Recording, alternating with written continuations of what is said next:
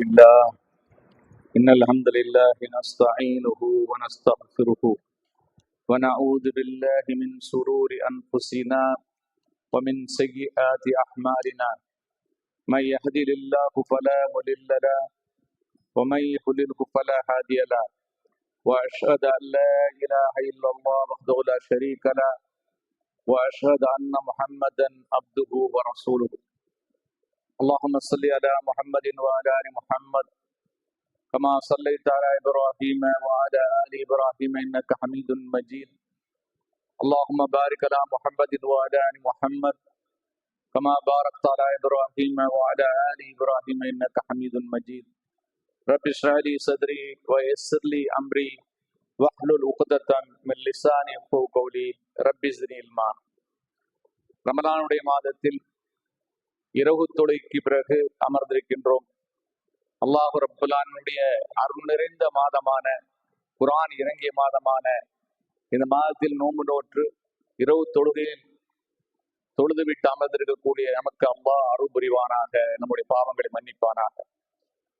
நாம் இந்த இரவு பொழுதில் சில அறிவுரைகளை உங்கள் மத்தியில் எடுத்து சொல்ல வந்திருக்கிறோம். இன்றைய தலைப்பில் நாம் பார்க்கக்கூடிய செய்தி என்னவென்றால், அல்லாஹ் ரப்பல் ஆலமீன் தன்னுடைய திருமறையில் யா அய்யுஹன்னாஸ் என்று அழைப்பார். ஓ மனிதர்களே. யா அய்யுஹல்லதீன ஆமனூ என்று அழைப்பான்.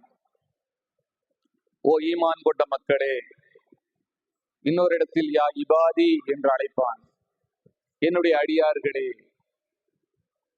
இப்படி அழைத்து அல்லாஹ் நமக்கு என்ன சொல்ல வருகிறான் என்பதை நாம் ஆழமாக கவனிக்க வேண்டும். அந்த அடிப்படையில் யா இபாதி என்னுடைய அடியார்களே என்று அல்லாஹ் அழைத்து சொல்லக்கூடிய அறிவுரைகள் என்ன, அல்லாஹ் தன்னுடைய அடியானிடம் எதை விரும்புகிறான் என்பதைத்தான் நாம் பார்க்க இருக்கிறோம். அல்லாஹ் ரப்பல் ஆலமீன் அவனுடைய அடிமைகளாக நம்மை படைத்தான். எதற்காக என்றால் அவனை வணங்குவதற்காக. அல்லாஹ் ரப்பல் ஆலமீன் ஆதம் அலைஹிஸ்ஸலாம் அவர்களையும் அவருடைய சந்ததிகளையும் கண்ணியப்படுத்தினான். இதை பொறுத்து கொள்ளாத ஷைத்தான் அல்லாஹ்விடம் கூறினான், என் இறைவனே, நீ என்னை வழிகேட்டில் விட்டு விட்டதால் நான் பூமியில் வழிகேட்டை தரக்கூடிய அனைத்தையும் இந்த ஆதமுக்கும் ஆதமுடைய சந்ததிகளுக்கும் அழகாக காண்பிப்பேன். அதன் மூலமாக அவர்கள் அனைவரையுமே வழிகெடுத்து விடுவேன் என்று அல்லாஹ்விடம் கூறினான். இதை சொல்லிவிட்டு மேலும் ஷைத்தான் கூறுகிறான் அல்லாஹ்வை பார்த்து, இல்லா இபாதக மின்ஹுமுல் முஹ்லசீன், அவர்களில் தேர்ந்தெடுக்கப்பட்ட உன்னுடைய அடியார்களை தவிர, யார் யாரையெல்லாம் உனக்கென்று நீ தேர்ந்தெடுத்து கொண்டாயோ அந்த அடியார்களை என்னால் எதுவும் செய்ய முடியாது என்று ஷைத்தான் அல்லாஹ்விடம் கூறுகிறான். அல்லாஹ் சொல்லுகிறான் ஷைத்தானை பார்த்து, இன்ன இபாதி லைஸலக அலைஹிம் சுல்தான் இல்லா மனித்தபஅக மினல் ஹாவீன், நிச்சயமாக என் நல்லடியார்கள் மீது உனக்கு எந்த விதமான அதிகாரமும் இல்லை. வழிகெட்டவர்களிலிருந்து யார் யாரெல்லாம் உன்னை பின்பற்றி செல்கிறார்களோ அவர்களை தவிர.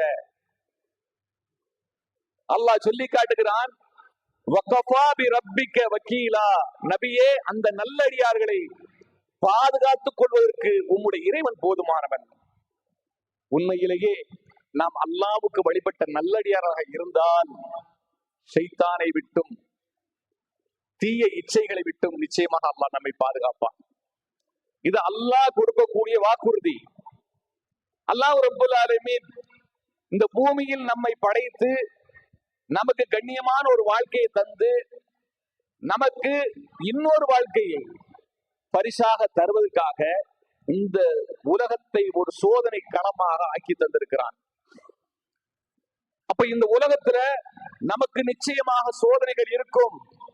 நன்மையை கொண்டும் தீமையை கொண்டும் அல்லாஹ் சோதிப்பான். அல்லாஹ்வுக்கு யார் முழுமையாக வழிபடுகிறார்கள் என்பதை அல்லாஹ் கவனித்துக் கொண்டிருக்கிறான். ஆகவே அல்லாஹ் நமக்கு அறிவுரை சொல்லுகிறான். என்ன அறிவுரை சொல்லுகிறான் தெரியுமா? யா இபாதி அல்லதீன ஆமனூ இன்ன அர்லி வாசிஅத்துன், ஃபஇய்யாய ஃபத்தகூன், நம்பிக்கை கொண்ட என்னுடைய அடியார்களே, நிச்சயமாக என்னுடைய பூமி விசாலமானது, ஆகையால் நீங்கள் என்னையே வணங்குங்கள் என்று அல்லாஹ் சொல்லுகிறார். அல்லாஹ்வுடைய பூமி இது. இந்த பூமியில் உள்ள அனைத்தும் அல்லாஹ்வுக்கு சொந்தமானது. அல்லாஹ் தான் நமக்கு உணவளிக்கிறான், அவன் தான் நமக்கு வாழ்வளிக்கிறான், அவன் தான் நமக்கு மரணத்தை கொடுக்கிறான். அந்த ரப்புல் ஆலமீன் சொல்லுகிறான், இந்த பூமி எனக்கு சொந்தமானது, என்னுடைய பூமி விசாலமானது, அதனால் என்னை வணங்குங்கள். அல்லாஹ் ரப்புல் ஆலமீன் அப்படி வழிபட்டு அல்லாஹ்வுக்கு நன்றி செலுத்தின அந்த நல்லடியாருக்கு இந்த பூமியையே ஆட்சியாக அமைத்து கொடுத்தான். கலிஃபா உமர் ரலியல்லாஹு அன்ஹு, உஸ்மான் ரலியல்லாஹு அன்ஹு, அலி ரலியல்லாஹு அன்ஹு இந்த பூமியை ஆட்சி செய்தார்கள். அப்போ அல்லாஹ் ரப்புல் ஆலமீன் நமக்கு சொல்லக்கூடிய அறிவுரை என்ன? இது அல்லாஹ்வுடைய பூமி, ஆகவே என்னை நீங்கள் வணங்குங்கள் என்று அல்லாஹ் சொல்லிவிட்டு அல்லாஹ் நமக்கு இன்னொரு உபதேசத்தை வைக்கிறான். அதுதான் இறையச்சம். இந்த இறையச்சம் ஒவ்வொருவருடைய உள்ளத்திலும் இருக்க வேண்டும்.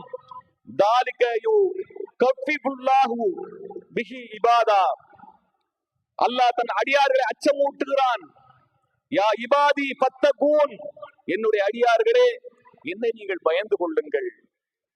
எப்போது நாம் அல்லாஹ்வுக்கு பயப்படுகிறோமோ அப்போதுதான் நம்முடைய உள்ளத்தில் நல்ல சிந்தனைகள் பிறக்கும், நல்ல எண்ணங்கள் உதயமாகும், நல்ல செயல்கள் நம்முடைய வாழ்க்கையில் வரும்.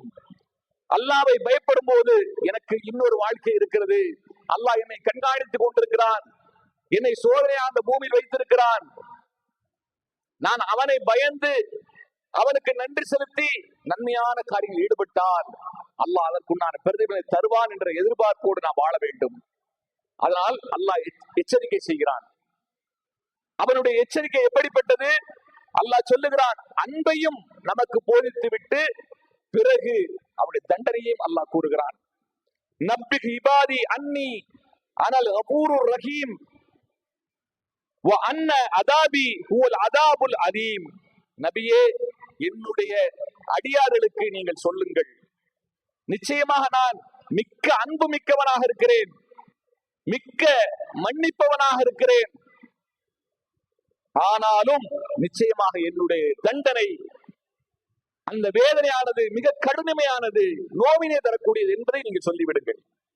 அளவற்ற அருளான நிகரற்ற அன்புடையோன் என்று நம்பிக்கொண்டு நம்முடைய மக்கள் தொழுகையை விட்டு விடுவது, ஹலால் ஹராமை பேணாமல் வாழ்வது, நாங்க அல்லாஹ்வை நம்பிக்கை கொண்டிருக்கோம், அதனால எங்களை அல்லாஹ் சொர்க்கத்துல சேர்த்துருவான், அவருடைய அன்புக்கு நிகராக எதுவும் கிடையாது, அவன் தாயை விட, உண்மையிலேயே தாயை விட அதிகமான அன்புடையவன் தான் அல்லாஹ், ஆனால் தண்டனை கொடுப்பதில் கடுமையானவன். அதைத்தான் அல்லாஹ் எச்சரிக்கை செய்கிறான். எதற்காக அல்லாஹ் எச்சரிக்கை செய்கிறான்? நீங்கள் அல்லாஹ்வுக்கு கட்டுப்பட வேண்டும், அல்லாஹ்வுக்கு நன்றி செலுத்த வேண்டும், அவனுடைய கட்டளைகளை பேணி நடக்க வேண்டும் என்பதற்காக அல்லாஹ் ரப்புல் ஆலமீன் நமக்கு அச்சமூட்டி எச்சரிக்கை செய்கிறான். அன்பையும் போதித்து அவனுடைய தண்டனையும் நமக்கு போதிக்கின்றான். அப்ப அல்லாஹ் ரப்புல் ஆலமீன் பக்கத்துல மீளதும் சொன்னான், இந்த உடலை, இந்த உள்ளத்தை அல்லாஹ் பாவம் செய்யக்கூடிய நிலையிலேயே படைத்திருக்கிறான், பாவம் செய்யக்கூடிய நிலையிலேயே நம்மை படைத்திருக்கிறான். இந்த பாவத்திலிருந்து மீளும் போது அல்லாஹ் நம்மை நேசிக்கிறான், பாவ மன்னிப்பு தேடும் போது அல்லாஹ் நம்மை நேசிக்கிறான், பாவ மன்னிப்பு தேடி மீண்டு அந்த பாவத்திலிருந்து முழுமையாக வெளியே வரும்போது அல்லாஹ் நம்மை நேசிக்கிறான், நம் மீது கருணை பொழிகிறான், நம் மீது முழுமையான அன்பை நம் மீது இறக்கி வைக்கின்றான்.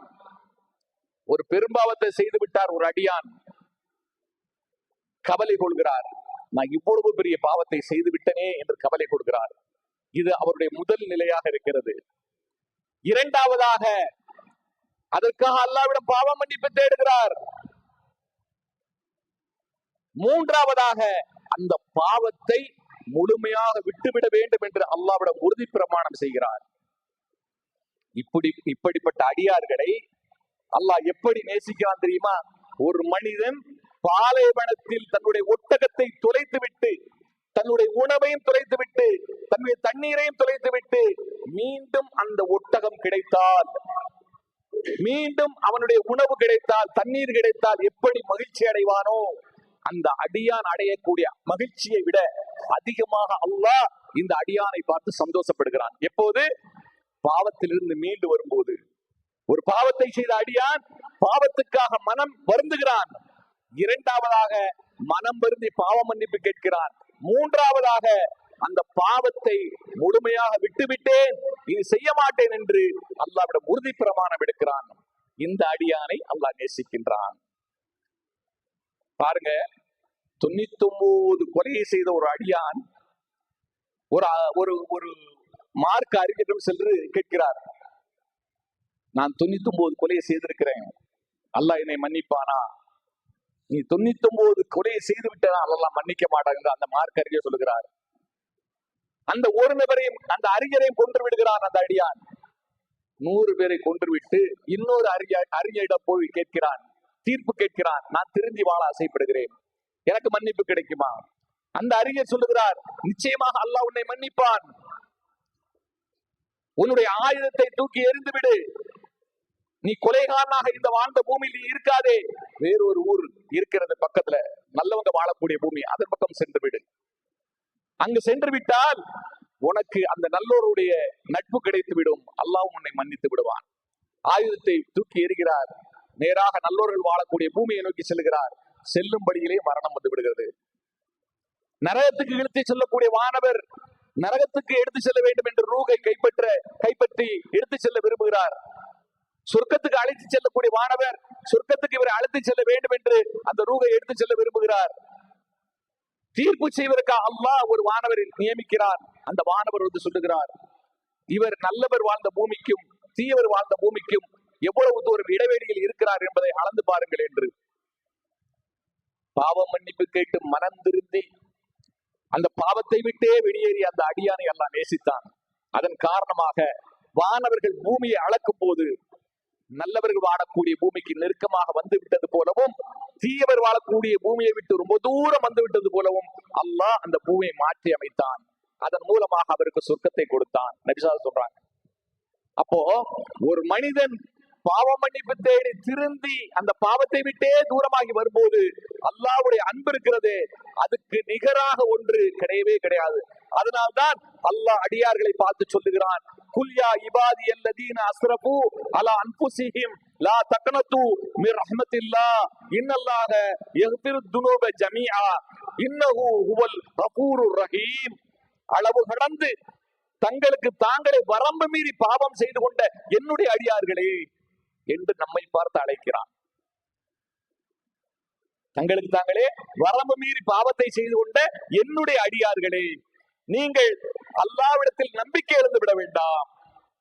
நிச்சயமாக அல்லாஹ் எல்லா பாவங்களையும் மன்னிப்பவன், அவன் நிச்சயமா மன்னிக்க கூடியவனாக இருக்கிறான், கருணையுடையவனாக இருக்கிறான் என்று அல்லாஹ் ரப்பல் ஆலமீன் நமக்கு உபதேசம் செய்கிறான். என் பக்கம் வந்துருங்க, என்னிடத்துல பாவ மன்னிப்பு கேளுங்க. நீங்க நிராசை அடைஞ்சிடாங்க, இவ்வளவு பாவத்தை செய்துட்டேனே அல்லாஹ் என்ன மன்னிப்பானா அப்படின்னு நிராசை அடைஞ்சிடாதீங்க, நான் எல்லா பாவத்தையும் மன்னிக்கிறேன் என்று அல்லாஹ் ரப்பல் ஆலமீன் நமக்கு உபதேசம் செய்கிறான். அப்போ அல்லாஹ்விடம் பாவம் மன்னிப்பு கேட்பதை அல்லாஹ் விரும்புகிறான். அந்த விருப்பம் கூடிய அந்த ரப்பல் ஆலமீனுக்கு நாம் உண்மையிலேயே நன்றி உள்ளவர்களாக இருக்கிறோமா? நபிசா சொன்னாங்க, ஒரு நாள் ஒன்றுக்கு நான் 100 முறை பாவ மன்னிப்பு தேடுகிறேன் என்று சொன்னாங்க. அப்ப இந்த நோன்பு நாளில் அதிகமாக பாவ மன்னிப்பு தேட வேண்டும், அல்லாஹ்வின் பக்கமாக ஒதுங்க வேண்டும், பாவத்திலிருந்து மீள வேண்டும், இனி அந்த பாவங்களை செய்ய மாட்டேன் என்று அல்லாஹ்வோட வாக்குறுதி செய்ய வேண்டும். அல்லாஹ் எப்போதெல்லாம் அடியானை பார்த்து மகிழ்ச்சி அடைகிறான் தெரியுமா? ஒரு அடியான் ஒரு கவளம் உணவை சாப்பிடுகிறான், ஒரு கவளம் உணவை சாப்பிடுகிறான், சாப்பிடும் போது பிஸ்மில்லாஹ் சொல்லி சாப்பிடுகிறான், சாப்பிட்டு முடிந்த உடனே அல்ஹம்துலில்லாஹ் என்று கூறுகிறான். அல்லாஹ் அக்பர். அவன் சொல்லக்கூடிய 2 வார்த்தைகள், முதல்ல சாப்பிடும் போது குடிக்கும் போது பிஸ்மில்லாஹ் சொன்னான், அது சாப்பிட்டு முடிச்ச உடனே அல்லது குடித்து முடித்த உடனே அல்ஹம்துலில்லாஹ் என்று கூறினான். அவனை பார்த்து அதிகமாக மகிழ்ச்சி அடைகிறான். அந்த அடியானை பார்த்து அல்லாஹ் மிகவும் சந்தோஷப்படுகிறான். அப்ப இதுவா நமக்கு கஷ்டம்? அல்லாஹ்வை நாம பெருசா எதுவும் புகழ்ந்து விடல, ஆனால் அவன் கொடுத்த உணவுக்காக, அவன் கொடுத்த தண்ணீருக்காக நன்றி செலுத்தும் போது அந்த அடியானை பார்த்து அல்லாஹ் மகிழ்ச்சி அடைகிறான், சந்தோஷப்படுகிறான். அப்படிப்பட்ட நிலையில் நம்முடைய நிலை இருக்க வேண்டும். எதை சாப்பிட்டாலும் எதை குடித்தாலும் ஹலாலான உணவை, ஹலாலான தண்ணீரை, பானத்தை குடிக்கும் போதும், குடித்து முடித்தவுடனும், சாப்பிட்டு முடித்தவுடனும் அல்லாஹ்வுக்கு நன்றி செலுத்த வேண்டும். அல்லாஹ் எப்படி கற்றுக் கொடுத்தானோ நபியின் மூலமாக அந்த வார்த்தைகளை சொல்லி அவரை புகழ வேண்டும்.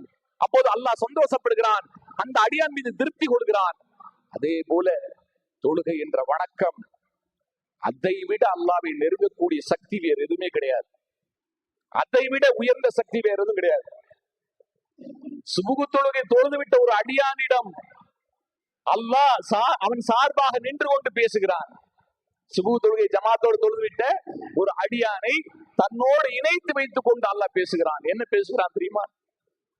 என்னுடைய நேசரை யாரும் பகைத்துக் கொள்ளாதீர்கள். அப்படி யாராவது பகைத்துக் கொண்டால் அவரிடம் நான் போர் செய்வேன். அந்த அடியான் என்னிடம் பாவ மன்னிப்பு கேட்டால் பாவங்களை மன்னிப்பேன். அவன் எதையெல்லாம் கேட்டானோ அவருக்கு நான் கொடுப்பேன். என்னிடம் பாதுகாப்பு தேடினால் அவனுக்கு நான் பாதுகாப்பு வழங்குவேன் என்று அல்லாஹ் ரப்பல் ஆலமீன் சொல்லி காட்டுகிறான். அப்போ தொழுகையின் மூலமாக ஒரு அடியான் அல்லாஹ்வுடைய நேசராகி விடுகிறான், அல்லாஹ்வுடைய அன்புக்குரியவனாக ஆகி விடுகிறான். இன்னும் அல்லாஹ் சொல்லுகிறான், என் அடியான் என்னிடம் ஒரு எட்டு நெருங்கினால் நான் அவனிடம் ஒரு முழம் நெருங்கி வருகிறேன். என்னிடம் ஒரு முழம் நெருங்கி வந்தால் அவனிடம் நான் 2 முழம் நெருங்கி வருகிறேன். அவன் என்னிடம் நடந்து வந்தால், என்னுடைய அடியான் என்னிடம் நடந்து வந்தால் அவனை நோக்கி நான் விரைந்து வருகிறேன். சுப்ஹானல்லாஹ். அப்போ கடமையான தொழுகையை தொழும் போது அல்லாஹ்வுடைய நெருக்கம் கிடைக்கிறது. அதோடு சுன்னத்தான நபிலான வணக்கங்களை சேர்த்து தொழும் போது அல்லாஹ்வுடைய உதவியும் அல்லாஹ்வுடைய பாதுகாப்பும் நம்மை நோக்கி விரைந்து வருகிறது. அல்லாஹ்வுடைய உதவி வேண்டுமா, அல்லாஹ்வுடைய பாதுகாப்பு வேண்டுமா, உண்மையான நல்ல அடியாராக நாம் இருக்க வேண்டுமா, அதை தொழுகையின் மூலமாக நம்முடைய வாழ்க்கையில் பேண வேண்டும். அதே போல இந்த நோன்பு நாளில் நபி ஸல்லல்லாஹு அலைஹி வஸல்லம் சொன்னாங்க, யார் பொய்யான பேச்சுக்களை விட்டுவிடவில்லையோ அவர் பசித்திருந்தும் தாகமாக இருந்தும் அல்லாஹ்வுக்கு எந்த தேவையும் கிடையாது என்று சொன்னாங்க. அப்ப அல்லாஹ் தன்னுடைய அடியாரிடம் எதை விரும்புகிறார் தெரியுமா? அல்லாஹ் சொல்லுகிறான், நபியின் மூலமாக நபியை கூப்பிட்டு சொல்லுகிறான் குர்ஆன்ல, வகுல்லி இபாதி யகுல்லதி யகூலுல்லதி ஹிய அக்ஸன். அல்லாஹ் சொல்லி காட்டுகிறான், வகுல்லி இபாதி யகூலுல்லதி ஹிய அக்ஸன் இன்ன ஷைத்தான யன்ஸகு பைனஹும் இன்ன ஷைத்தான கான லில் இன்சானி அதுவம் முபீனா. அல்லாஹ் சொல்லுகிறான், நபியே என்னுடைய அடியார்களுக்கு நீங்கள் சொல்லுங்கள், அவர்கள் பேசினால் அழகியதையே பேச வேண்டும் என்று, அழகான பேச்சை பேச சொல்லுங்க. என்னுடைய அடியார்களுக்கு அழகான பேச்சை பேச சொல்லுங்கள் என்று சொல்லிவிட்டு அல்லாஹ் சொல்லி காட்டுகிறான், நிச்சயமாக ஷைத்தான் அவர்களுக்கு இடையே தீயதை தூண்டி விசமம் செய்வான். நிச்சயமாக ஷைத்தான் மனிதனுக்கு பகிரங்கமான எதிரியாக இருக்கிறான். பொய் சொல்லுவான், ஏமாத்த சொல்லுவான், திருட சொல்லுவான், அதே போல வாக்குறுதி மாற சொல்லுவான், புறம்பேச சொல்லுவான், குறை கூற சொல்லுவான். ஷைத்தானுடைய வேலை இது. சண்டை மூட்டி விடுவான், திட்ட சொல்லுவான், ஏச சொல்லுவான், சபிக்க சொல்லுவான். இதெல்லாம் ஷைத்தானுடைய வேலை. அப்ப அல்லாஹ் சொல்லுகிறான், என்னுடைய அடியார்களுக்கு சொல்லுங்க, என்னுடைய நல்லடியார்களுக்கு சொல்லுங்க, என்ன ஈமான் கொண்டாங்களா அந்த அடியார்களுக்கு சொல்லுங்க, நல்லதையே பேச வேண்டும் என்று சொல்லுங்க. நபிஸா சொன்னாங்க, அல்லாஹ்வை மறுமை நாளை நம்பக்கூடியவர் பேசினால் நல்லதை பேசட்டும் அல்லது மௌனமாக இருக்கட்டும் என்று சொன்னாங்க. அல்லாஹ்வை மறுமை நாளை நம்பக்கூடியவர் பேசினால் நல்லதை பேசட்டும், இல்லையே அவர் மௌனமாக இருக்கட்டும், அதுதான் அவருக்கு சிறந்ததுன்னு சொல்றாங்க. ஆகவே நம்முடைய பேச்சுக்கள் என்ன பேசுகிறோம் என்பதை விளங்கி கொண்டு அதன் அடிப்படையில் பேச வேண்டும். ஏனென்றால் அல்லாஹ்வுடைய தூதர் ஸல்லல்லாஹு அலைஹி வஸல்லம் சொல்றாங்க, ஒரு அடியான் அல்லாஹ்வுடைய திருப்தியை பெற்றுத்தரக்கூடிய ஒரு வார்த்தையை அதன் முக்கியத்துவம் தெரியாமல் பேசி விடுகிறான். அவன் பேசிய வார்த்தையின் காரணமாக அல்லாஹ் அவனுடைய தகுதிகளை உயர்த்துகிறான். அவனுக்கு அந்த வார்த்தை சொன்னதுனாலே சொர்க்கத்தை கொடுக்கிறான். சுப்ஹானல்லாஹ். நம்ம சுப்ஹானல்லாஹ்னு சொல்லுகிறோம், அல்ஹம்துலில்லாஹ் சொல்லுகிறோம். இதனுடைய மதிப்பு என்ன, இதனுடைய கண்ணியம் என்ன, இதற்கு அல்லாஹ்விடத்தில் மதிப்பு என்ன, மரியாதை இருக்கிறது என்பது நமக்கு தெரியாதுன்னா நாளை மறுமையில் அதுதான் நம்மை சொர்க்கத்துக்கு கொண்டு செல்லக்கூடிய வார்த்தையாக இருக்கும். அப்போ நபிஸா சொல்றாங்க, ஒரு வார்த்தையினுடைய மதிப்பு தெரியாமல் அந்த அடியான் கூறிவிட்டான், அதன் காரணமாக அல்லாஹ்வுடைய தகுதியை உயர்த்துகிறான், அவனுக்கு சொர்க்கத்தை வழங்குகிறான். ஒரு அடியான் அல்லாஹ்வுடைய கோபத்தை பெற்று தரக்கூடிய வார்த்தையை அதனுடைய வார்த்தையை முக்கியத்துவம் தெரியாமல் பேசிவிட்டான். அல்லாஹ்வுடைய கோபத்தை தரக்கூடிய வார்த்தையை அவன் பேசியதன் காரணமாக நரகத்தில் வீசி எறியப்படுகிறான். அதனால நம்ம பேசக்கூடிய பேச்சு இருக்குதே, அந்த பேச்சை நாம் கவனித்து பேச வேண்டும். எதை பேசுகிறோம், எதை பேச வேண்டும் என்பதை சிந்தித்து பேச வேண்டும். நல்லடியார்கள் இதில் கவனமாக இருக்க வேண்டும் என்று அல்லாஹ் உபதேசம் செய்கிறான். அல்லாஹ்வுடைய தூதரும் ஸல்லல்லாஹு அலைஹி வஸல்லம் அவர்கள் நமக்கு வழிகாட்டுகிறார்கள். அதே போல அல்லாஹ் நமக்கு உபதேசம் செய்கிறான், தான தர்மம் செய்யும்படி. தொழுகை ஏவக்கூடிய ரப்புல் ஆலமீன் தான தர்மம் செய்ய சொல்கிறான். ஏனென்றால் இந்த உலகத்தில் தான் நீங்கள் தொழ முடியும், இந்த உலகத்தில் தான் தான தர்மம் செய்ய முடியும். மண்ணறையில் போய் தான தர்மம் செய்ய முடியாது, மறுமை நாளில் நின்று தான தர்மம் செய்ய முடியாது, அல்லாஹ்வுக்கு மறுமை நாளில் சஜ்தா செய்ய முடியாது. இந்த உலகத்துல தொழுகிறதுக்கு அல்லாஹ் வாய்ப்பை கொடுத்திருக்கிறான், தான தர்மம் செய்வதற்குண்டான வாய்ப்பை கொடுத்திருக்கிறான். அதை நல்ல முறையில் பயன்படுத்திக் கொள்ள வேண்டும். அதை விட்டு விட்டோம் என்றால் மரணத்துக்கு அப்புறம் நம்மால் எதுவுமே செய்ய முடியாது. அல்லாஹ் ரப்புல் ஆலமீன் அறிவுரை சொல்லுகிறான், அடியார்களை பார்த்து சொல்லுகிறான். என்ன சொல்லுகிறான் பாருங்கள். குல்லி இபாதியல்லதீன ஆமனூ யுகீமுஸ் ஸலாத வ யுன்ஃபிகு மிம்மா ரஸக்னாஹும் சிர்ரன் வ அலானியத்தன் மின் கப்லி அன் யாத்திய யௌமுன் லா பைஉன் ஃபீஹி வலா ஹிலால். நம்பிக்கை கொண்ட என்னுடைய அடியார்களுக்கு நபியே நீங்கள் சொல்லுங்கள், நம்பிக்கை கொண்ட என்னுடைய அடியார்களுக்கு நபியே நீங்கள் சொல்லுங்கள், கொடுக்கல் வாங்கலும் நட்பும் இல்லாத அந்த மறுமை நாள் வருமே, அந்த மறுமை நாள் வருவதற்கு முன்பாக அவர்கள் தொழுகையை நிலைநாட்டட்டும். அந்த மறுமை நாள் வருவதற்கு முன்பாக தொழுகை நிலைநாட்டட்டும். அவர்களுக்கு கொடுக்கப்பட்ட செல்வத்திலிருந்து ரகசியமாகவும் பகிரங்கமாகவும் நல்ல வழியில் செலவு செய்யட்டும். அல்லாஹ் அக்பர். அப்ப உண்மையான நல்லடியார்கள் தொழுகையை பேணி பாதுகாப்பார்கள். அது ரமலான் மட்டுமல்ல, எல்லா நாட்களிலும் அவர்களுக்கு தொழுகை சந்தோஷத்தை தரும், மகிழ்ச்சியை தரும், மன அமைதியை தரும், மனதில் குளிர்ச்சியை ஏற்படுத்தும். நபி ஸல்லல்லாஹு அலைஹி வஸல்லம் சொன்னாங்க, தொழுகையில் தான் என் கண் குளிர்ச்சி இருக்கிறது என்று சொன்னாங்க. நபி ஸல்லல்லாஹு அலைஹி வஸல்லம் சொன்னாங்க, தொழுகை ஒரு ஒளி என்று சொன்னாங்க. அப்ப இந்த தொழுகையை பேணிக் கொள்ள வேண்டும். தான தர்மம் செய்வதில் கஞ்சத்தனம் இல்லாமல், பெருமை இல்லாமல், பகட்டு இல்லாமல், அல்லாஹ்வுடைய முகத்துக்காக அல்லாஹ்விடத்தில் கிடைக்கக்கூடிய கூலியை எதிர்பார்த்து நீங்கள் தான தர்மம் செய்ய வேண்டும். அது ரகசியமாக செய்தாலும் சரி, பகிரங்கமாக செய்தாலும் சரி, இதை செய்ய வேண்டும். எதற்காக? அந்த நாள் வருவதற்கு முன்பாக, அந்த தீர்ப்பு நாள் வருவதற்கு முன்பாக, அந்த கியாம நாள் வரக்கூடியதற்கு முன்பாக, அந்த அமது துமொழியாக நடக்கக்கூடிய அந்த குழப்பம் இருந்த அந்த காலகட்டம் வருவதற்கு முன்பாக நம்மை நாம் காப்பாற்றிக் கொள்வதற்கு இதுதான் சரியான வழி. தொழுகையை பேணுவது, தான தர்மங்களை வாரி வாரி வழங்குவது. நம்மால் முடிந்த அளவுக்கு இதன் மூலமாக நரக நெருப்பிலிருந்து நம்மை நாம் பாதுகாத்துக் கொள்ள வேண்டும். அதனால் தான் அல்லாஹ் சொல்லுகிறான், என் அடியார்களுக்கு சொல்லுங்கள், அந்த நாள் வருவதற்கு முன்பாக பேரமோ நட்போ எதுவுமே பயனளிக்காத அந்த நாள்.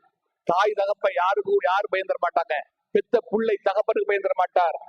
அப்ப அப்படிப்பட்ட நாள், அந்த நாள்ல அந்த தர்மமும் தொழுகையும் தான் நம்மை பாதுகாத்து சொர்க்கத்துக்கு கொண்டு செல்லும் என்று அல்லாஹ் சொல்லுகிறான். அதே போல அதிகமாக துஆ செய்ய வேண்டும். அது எப்படிப்பட்ட துஆவாக இருக்க வேண்டும்? காலையிலும் மாலையிலும் நாம் செய்யக்கூடிய துஆ அல்லாஹ்வை நெருங்கக்கூடிய துஆவாக இருக்க வேண்டும். அந்த துஆவை அல்லாஹ்வுடைய தூதர் ஸல்லல்லாஹு அலைஹி வஸல்லம் அவங்க கத்து தர்றாங்க. சையதுல் இக்திஃபார் என்று சொல்லக்கூடிய ஒரு அருமையான துஆ, காலையிலும் மாலையிலும் ஓதக்கூடிய துஆ. துஆக்களின் தலைவர். இந்த ஒரு துஆ இருந்தா போதும், சொர்க்கத்துக்கு போயிடலாம். அதை காலையிலும் மாலையிலும் ஓத வேண்டும். அப்ப இந்த துஆவை அல்லாஹ்வுடைய தூதர் தன்னுடைய வாழ்க்கையிலும் பேணினார்கள், மற்றவர்களுக்கும் சொல்லிக் கொடுத்தார்கள். அல்லாஹும்ம அன்த ரப்பி லா இலாஹ இல்லா அன்த خلقتني وانا عبدك وانا على عهدك ووعدك ما استطعت اعوذ بك من شر ما صنعت ابو لك بنعمتك علي وابو بذنبي فاغفر لي انه لا يغفر الذنوب الا انت. இந்த துஆவுடைய அர்த்தம் என்ன?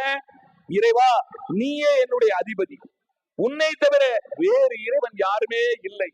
நீ என்னை படைத்தாய், நான் உன்னுடைய அடிமை.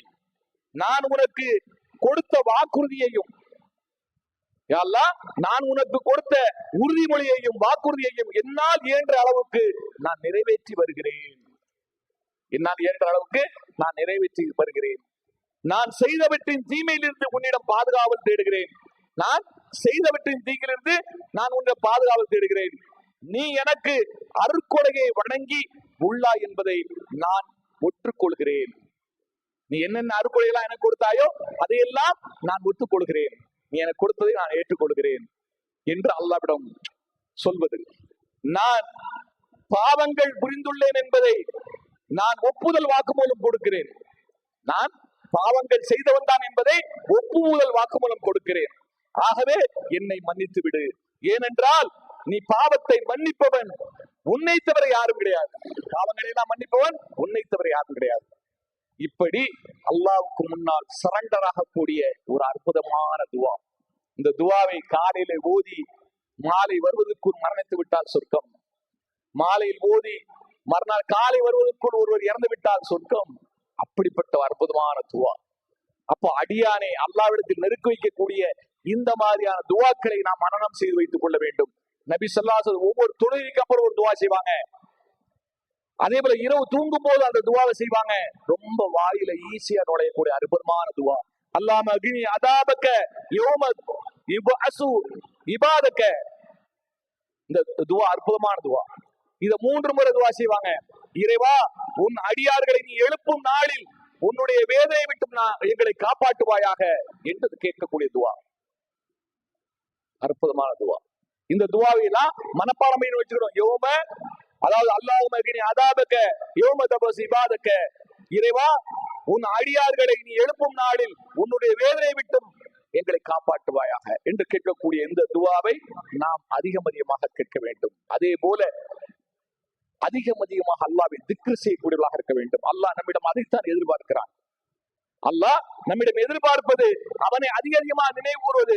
சும்மா எதையாவது ஒண்ணு கெட்ட சிந்தனைகளை நம்முடைய மனதுக்குள்ள போட்டு வைப்பதை விட, எதையாவது ஒன்றை பத்தி பேசுவதை விட, சுப்ஹானல்லாஹ் சொல்லுங்க, அல்ஹம்துலில்லாஹ் சொல்லுங்க, லா இலாஹா இல்லல்லாஹ் சொல்லுங்க, சுப்ஹானல்லாஹி வ பிஹம்திஹி சொல்லுங்க. இப்படி நம்முடைய மனதுக்குள்ளேயே இந்த திக்ருகளை செய்யுங்கள். நீங்கள் அல்லாஹ் உங்களை நெருங்கி இருப்பதை உணர்வீர்கள். அல்லாஹ் உங்களோடு இருப்பதை நீங்கள் உணர்வீர்கள். அல்லாஹ்வுடைய தூதர் ஸல்லல்லாஹு அலைஹி வஸல்லம் சொல்றாங்க, அல்லாஹ் கூறுவதாக, என் அடியான் என்னை நினைவு கூறும் இடத்தில் நான் இருப்பேன். என் அடியான் என்னை நினைவு கூறும் இடத்தில் நான் இருப்பேன். தன்னுடைய மனதுக்குள் என்னை அவன் நினைத்தால் என்னுடைய மனதில் அவனை நினைப்பேன். அல்லாஹு அக்பர். நீங்க உங்களுக்கு பிடிச்சமான நபரை, உங்களுக்கு ரொம்ப ரொம்ப பிடிச்சமான நபரை நினைத்தால் அவர் உங்களை நினைப்பாரான்னு தெரியாது. ஆனால் அல்லாஹ்வை நீங்கள் நினைத்தால் 7 வானங்களுக்கு மேலே இருக்கிற ரப்புல் ஆலமீன் உங்களை நினைக்கிறான். மேலும் அல்லாஹ் சொல்லுகிறான், என்னுடைய அடியான் ஒரு சபையில் வைத்து நினைத்தால், ஒரு கூட்டத்துக்கு மத்தியில் என்னை நினைத்தால், நான் அந்த கூட்டத்தை விட சிறந்த கூட்டமான மலக்குமார்கள் நிறைந்த கூட்டத்தில் என்னுடைய அடியாரை நான் நினைவு கூறுவேன். அல்லாஹ் அக்பர். நீங்க அற்பமான மனிதர், நான் அற்பமான மனிதன். ஆனால் வானங்கள், பூமி, சூரியன், சந்திரன் அனைத்தையும் அடக்கி ஆளக்கூடிய அந்த ரப்புல் ஆலமீன் நீங்கள் ஒரு சபையில் அல்லாஹ்வை நினைவு கூர்ந்தால் மலக்குமார்களுக்கு மத்தியிலே உங்களை நினைவு கூறுகிறான். இப்படிப்பட்ட பாக்கியம் எப்போது கிடைக்கிறது?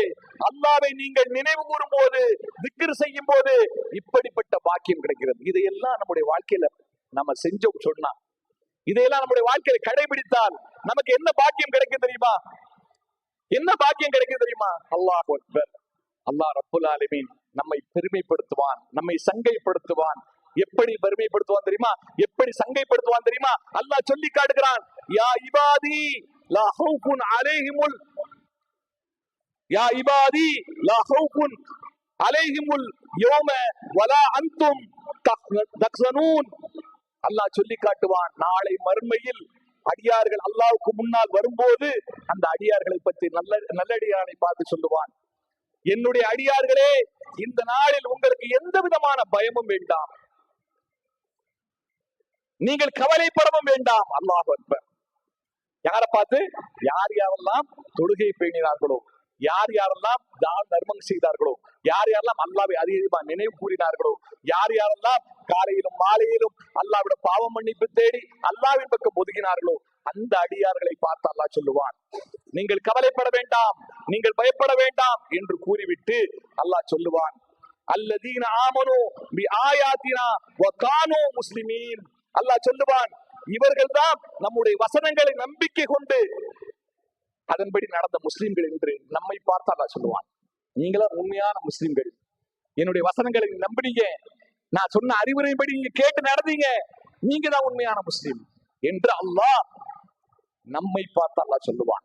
அப்படிப்பட்ட பாக்கியம் நமக்கு கிடைக்கும். அப்படிப்பட்ட பாக்கியம் கிடைத்த அந்த நல்லடியார்கள் பயம் இல்லாமல், பதட்டம் இல்லாமல், கவலை இல்லாமல் அந்த சொர்க்கத்துக்கும் நுழைந்த உடனே அங்கேயும் போய் அல்லாஹ் திக்ர் செய்வாங்க. இந்த உலகத்துல திக்ர் செய்தவங்க, இந்த உலகத்துல அல்லாஹ்வை அஞ்சி வாழ்ந்தவங்க அந்த சொர்க்கத்துக்குள்ள போனதுக்கு அப்புறம் சொல்லுவாங்க. ஏன்னா அவங்க இந்த உலகத்துல கவலைப்பட்டாங்க. எதை பத்தி கவலைப்பட்டாங்க? வறுமையா இருக்குன்னு கவலைப்பட்டாங்க, நோயா இருக்குன்னு கவலைப்பட்டாங்க, நெருக்கடியா வாழ்க்கையை கொடுத்துருக்காங்க அல்லாஹ் ரப்பல் ஆலமீன், இப்படி எல்லாம் சோதனை செய்யறாங்க, அப்படி கவலைப்பட்டாங்களா? இல்ல இல்ல. முஸ்லிம்களுடைய கவலை எதுவாக இருந்தது தெரியுமா? இப்படிப்பட்ட நபர்கள் நல்லடியார்களுடைய கவலை எதுவாக இருந்தது தெரியுமா?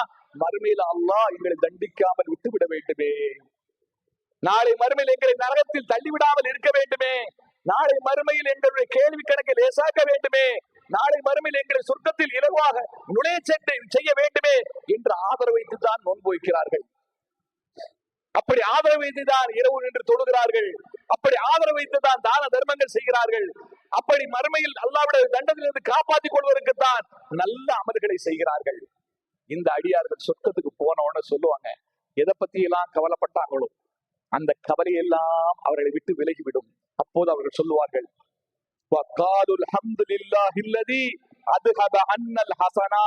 எங்களை விட்டு கவலையெல்லாம் போக்கிய அல்லாஹ்வுக்கே எல்லா புகழும் என்று சொல்லுவாங்க.